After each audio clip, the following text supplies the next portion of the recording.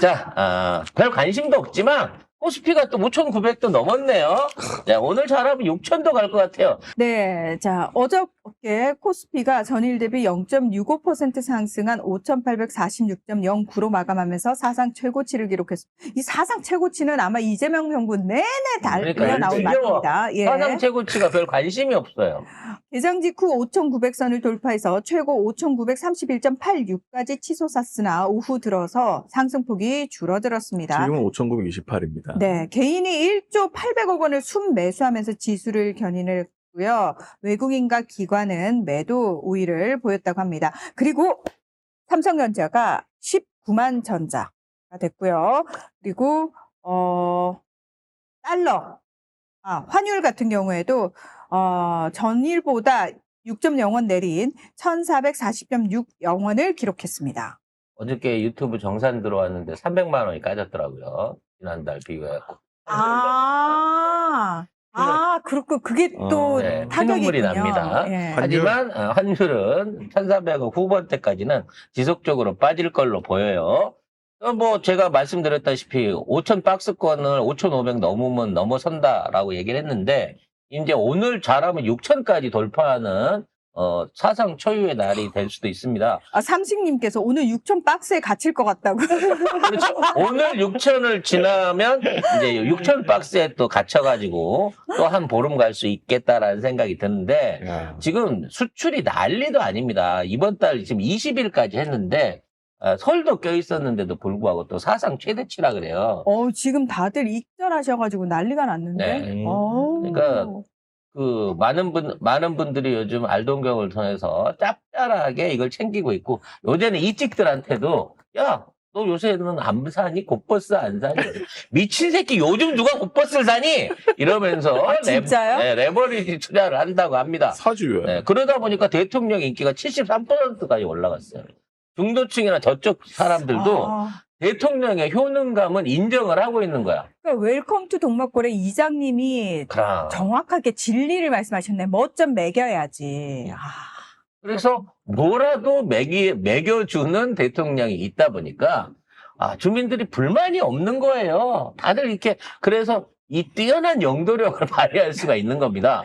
근데 이 정치하는 새끼들은 왜 이렇게 말을 안 듣지? 아무튼 관련해서 대기업들의 어떤 그 수출 주도세가 요걸 막강하게 이끌고 있는데, 요게 이제 추후로 확산되는, 그와 관련된 것들이 확산될 가능성이 매우 높습니다. 왜냐면 지금 전 세계에서 한국의 기술을 받아들여갖고 자체 공장을 세우겠다고 말하고 있는 거잖아요. 조선, 방산, 반도체, AI, 전부 다 한국의 기술과 건설을 요청하고 있는 단계이기 때문에 하반기에는 이와 연결된 건설이라든지 프로그래밍이라든지 어떤 기계 부품이라든지 제조 설비까지도 전부 다 날개 돋친 듯 수출에 가담을 하게 될 것으로 보여집니다. 근데 이렇게 전 세계와 다 협력을 맺어놨는데 그걸 다 감당해낼 인력이 있을까가 저는 사실 걱정이 되더라고요. 근데 우리는 해냅니다. 그거를 원래 잘 해내는 게, 이게 그런 말이 있어요. 사람한테 일을 시키는 방법 중에 제일 무서운 게 SK 방식인데, 성과급으로 줘주는 거예요. 그래서 월급을 주거나, 이런 것보다는, 야, 너 일 요만큼 해가지고, 여기서 이만큼 하면 요렇게 갖고 가. 너랑 나랑 나누는 거야. 여기까지 일하는 거는 그냥 월급인데, 요거보다 더 많이 생산하는 거는 너랑 나랑 나누는 거야. 이렇게 하면, 정말 미친 듯이 성과가 나온다는 거예요. 이게 옛날에 그래서 소작하는 사람들 있잖아요. 그 소작하는 사람들한테 이런 방식으로 일을 많이 줬어. 그러니까 이 논에서 10선 나오고 나면 나는 10선만 가져가는 거고 나머진 네 거야 라고 말하는 순간 갑자기 10선밖에 안 나오던 논에서 12선, 15선이 나오는 그런 기적 같은 일들을 발휘한다는 거죠. 그러니까 한국인의 어떤 잠재력은 무궁무진한 거야. 그걸 제일 잘 활용하는 데가 SK야. 삼성은 계속해서 라인을 짓지만 SK는 계속해서 3교대를 돌려가지고 이 라인의 증설 없이 순수한 인건비로만 지금 이 실적을 삼성이랑 똑같은 생산 실적을 따라가고 있는 거예요. 진짜 궁금해서 그런데 세오도 세오잖아요. 네. 세호는 어느 쪽이 마음에 드세요? 라인을 더 짓는다? 아니면 인건비로? 저는 인건비로 하는 쪽으로 예전에 사업을 했었습니다. 그래서 제가 망했구나. 아니지. 제가 20대 때 그 토목 사업을 했었는데, 그때 이제 중장비 기사들이 이렇게 부리잖아요. 그분들이 일을 하잖아. 근데 그때 당시에 이제 월급이 한 100만 원 된다고 치면 똑같은 거야. 오늘 이 작업량이 2,000평이다라고 하면 2,000평 넘어서 매출 오른 거는 너랑 나랑 반땅하자. 라고 해갖고 일을 주잖아요. 그럼 평일날 2,000평밖에 안 되던 일이 3,000평, 3,500평씩 돼요. 밤을 새서라도 일을 하니까, 이 사람들이. 그게 그래서 사람 갈아넣는 일이잖아요. 갈아먹는 일이긴 한데, 하려고 하면 할 수 있는 게 한국 사람이라는 거죠. 그래서 그만큼 이런 실적들을 무한대로 따라갈 수 있을 거라고 저는 생각을 하기 때문에, 진짜 올해는 9천억 불 가까운 수출도 이 추세면 가능하겠다라는 생각이 듭니다. 아무튼 앞으로도 경제와 우리 주가는 계속해서 올라갈 거고요. 지금 이 상황에서는 이제 무서워서 못 사는 사람은 없어요. 하지만 무서워서 못 파는 사람들이 앞으로 계속 나오게 되면서 주식 쪽으로 돈이 계속 밀려 들어올 것으로 보이니까 그래요. 내 돈 조심하시기 바라겠습니다. 아니고 그림의 떡이에요. 아니 오늘 어떤 경제 일간지에서 그 컬럼을 그렇게 쓰더라고요. 삼성이 20만 전자 가는데 옛날에 코로나 때도 삼성전자가 매출 2배 올랐다가 나중에 확 떨어져 갖고 결국은 4만 전자, 5만 전자 된 거다. 그러니까 생각하고 투자를 해라 그러는 건데, 그때하고 지금하고는 상황이 다른 게, 그때는 공급망이 마비돼 갖고 일시적으로 이제 필요한 양을 확보하기 위해서 물량이 확 늘어났다는 거라고 치면, 지금은 AI와 로보틱스라고 하는 확실한 소요처가 있는 상황에서, 수요처겠죠. 수요처가 있는 상황에서 거기에 맞춰서 주문이 늘어나고 있는 거기 때문에, 이게 또 경쟁적으로 계속해갖고 여러 나라들이 뛰어들어갖고 하고 있는 차원이기 때문에, 코로나 때에 그때 그 공급망 이상 때문에 우리 기업들이 득봤던 거랑은 상황 자체가 완전히 다르다는 거야. 그러니까 이재명 대통령이 대통령 되기 1년 전부터 앞으로 우리나라의 어떤 그 경제를 살리고 산업에 대한 중심을 AI로 가져가겠다라는 구상을 했을 때, 제가 그걸 홍보를 굉장히 많이 했었어요. 이재명 대통령이 AI로 간다. 앞으로 우리나라가 AI 사업으로 중심에 설 거다 그러는데 아무도 그때는 보지 듣질 않았거든. 근데 지금 여기 와 있는 게 AI 덕분인 거예요, 사실은. AI가 그렇죠. 지금 이 상황을 주도하고 있는 겁니다. 그리고 초입 단계이기 때문에 아직 시작도 안 했어. 그렇죠. 센터도 못 지었고 아직 그만한 AI 컴퓨터들이 만들어지지도 않았고 그걸 수요할 수 있는 발전소도 안 만들어지고 있는데, 그게 되기 위해서는 뭐 전선부터 뭐 원자력 발전부터 시작해서 막 도로의 인맥에 수없이 많은 산업들이 계속해서 필요로 한다는 거예요. 그런 게 새로운 산업시대 패러다임이 열리는데, 그 중심적인 생산 공급망과 핵심 설비, 그리고 그와 관련된 생산 시설들을 우리만 갖고 있는 거라서, 앞으로 뭐 특별하게 전쟁이 일어나거나 뭐 어떤 세계적인 3차 대전이 일어나거나 다시 한번 코로나가 역병이 돌아왔고 전 세계가 시스템이 붕괴되지 않는 이상 지금의 성장세는 앞으로도 계속될 걸로 보여지고요. 우리나라한테 제일 짜게 평가하는 JP모건이 7천을 얘기했고, 노무라 증권이라고 일본 증권회사 같은 경우는 연내 8천 갈 거다라고 벌써 코스피. 예상을 내놓고 있습니다. 그렇기 때문에 우리 경제나 우리 주식은 이재명 대통령이 있는 이상 더더욱 발전할 것이다라는 예상해 볼 수 있을 것 같네요. 그 와중에 이제 제일 골치 아픈 게 트럼프의 저 노망 난 것 같은 막말이거든요. 관련해서 이제 상호관세 다시 글로벌 관세 15% 때린다니까 또 국짐이 왜 진지게 이거에 대비를 못해. 그걸 누가 대비하냐고. 아무도 모르는 건데. 아니, 트럼프 주변인들도 대비를 못해, 트럼프라는 사람은. 참모들도 몰라요. 그런 상황 속에서 지금 정부가 우린 크게 문제 없다. 충분히 대비할 수 있다라고 하는 발표를 내놨습니다. 그럼 내놓으면 좀 믿으라고, 이런 발표는. 관련한 내용 정리를 좀 해볼게요. 정부 대응 네, 구윤철 부총리 겸 재정경제부 장관은 미국 연방대법원의 판결에도 불구하고 트럼프 행정부의 글로벌 관세 부과로 인해 한국에 미치는 실제 타격은 제한적일 것이라면서 대미 투자 특별법 처리를 시급하게 강조했습니다.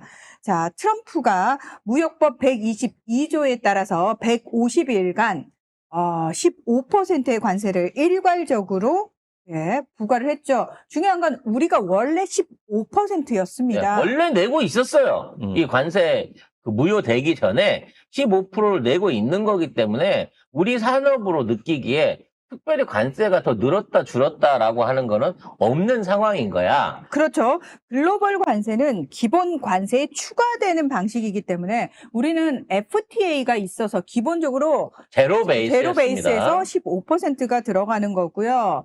자, 지금 난리 난 나라는 영국이에요. 영국은 10%로 가장 낮은 관세를 부과받고 있었는데 졸지에 일괄 관세로 15% 올라가게 된 거란 말이에요. 지금 그것 때문에 오히려 영국이 더 난리가 난 상황이기 때문에 우리는 그 부분과 관련해가지고 사실 변화할 게 없는데 기레기들을 하고 국진당이 신나가지고 뭔 일만 생기면은 정부를 쥐잡듯이 잡으려고 지랄 발광을 하고 있는 겁니다. 근데 내용을 찾아보면 아니 그냥 트럼프 말만 바뀐 거고 어제도 15%였고 오늘도 15%야. 라고 얘기할 수 있는 거고 몇 번을 얘기해. 관세는 우리 기업이 내는 게 아니라 수입업자들. 미국 기업이나 미국 시민들이 내는 거라고. 그래서 그런지 트럼프가 미쳤나 봐요.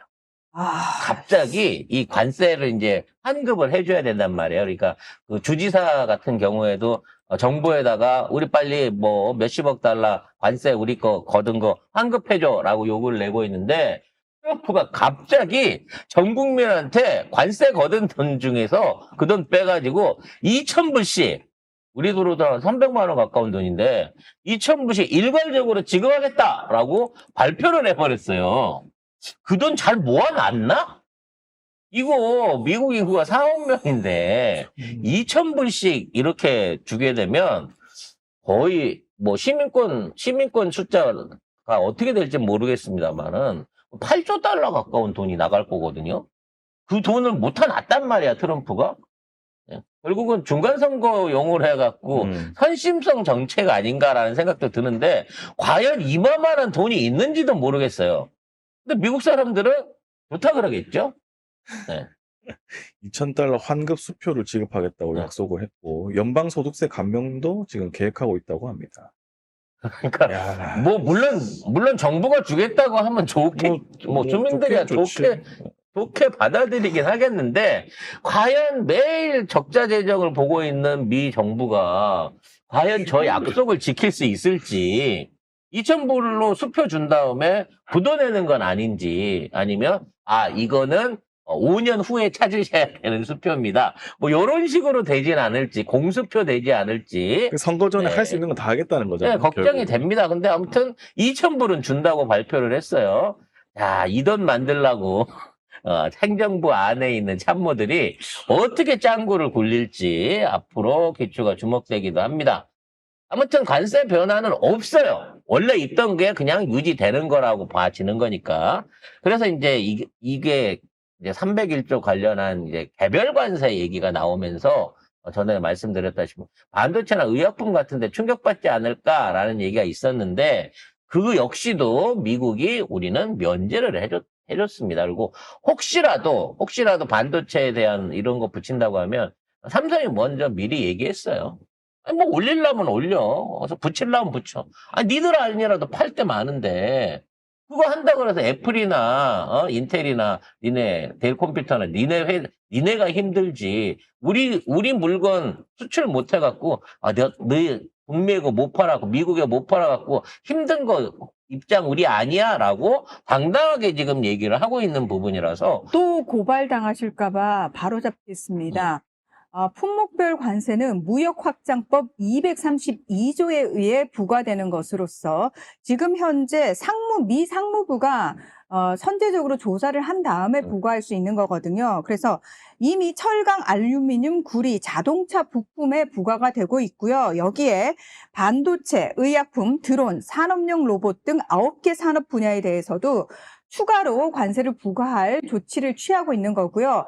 슈퍼 301조는 상대국이 과정 속에서, 절차의 과정 속에서 보조금이라든지 불공정한 방식을 동원했다라고 해서 문제를 거는 것이고요. 이거는 미 무역대표부가 사전에 조사를 해서 그렇다라고 나와야지 부과를 할 수 있는 겁니다. 그래서 구분을 지금 하겠습니다. 일반 관세로 15%를 전반적으로 때린 과정 중에 의약품과 반도체는 현재는 빠져 있어요. 요거 면제를 해준 상태입니다. 근데 여기에 부과를 하기 위해서라면 아까 문화다가 설명한 대로 슈퍼 301조를 동원하겠다라는 방식으로 해갖고 부과할 수도 있으나 그거는 그때 가서 협의 대상이다라고 우리 재경부나 무역 관련된 부서에서는 요거를 앞으로 대응해 나갈 수 있는 자신감이 있다라고 얘기를 하고 있다는 거죠.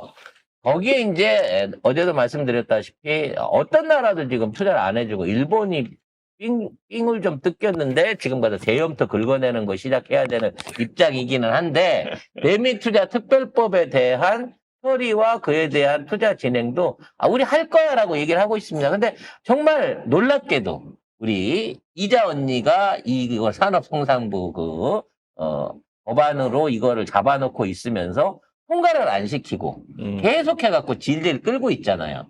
민주당 거라고 안 해준다고. 그래서 아직까지도 이게 국회 본회의에 통과를 못해서 안 올라오고 있습니다. 그러니까 그거 잘하는 거예요, 그거는. 왜냐면 이와 관련해서 TF 단장도 거기에 대한 주무 단장도 국진당 소속인 거고요. 그리고 이와 관련한 것도 이미자가 위원장으로 있는 그 산업통상위원회가 여기에 관련된 권한들을 갖고 있는데 지금 석 달째 계속 안 해주고 붙들고 계류를 하고 있는 거예요. 이게 마치 어찌 보면 우리 정부를 힘들게 하는 것 같지만 실리적으로 보면 정말 우리가 원하는 대로 최대한 협상을 길게 끌어갈 여지를 우리 의회가 만들어주고 있다는 거죠. 그러니까 나중에 미국이 그거 왜 그래? 야당한테 이걸 법안을 맡겨놨는데 저기 그 야당이 이걸 그렇게 통과를 안 해주네요? 그래요? 그럼 이미자가 누구야? CIA 보내서 체포하게. 요렇게 나오기 전에는 이게 조속 처리를 약속을 했으나 이 약속이 지켜지기가 쉽지 않다. 이거 진짜 이런 방식으로 또 얘들이 도와주고 있다라는 부분도 여러분들이 이해를 하시면 좋을 것 같습니다.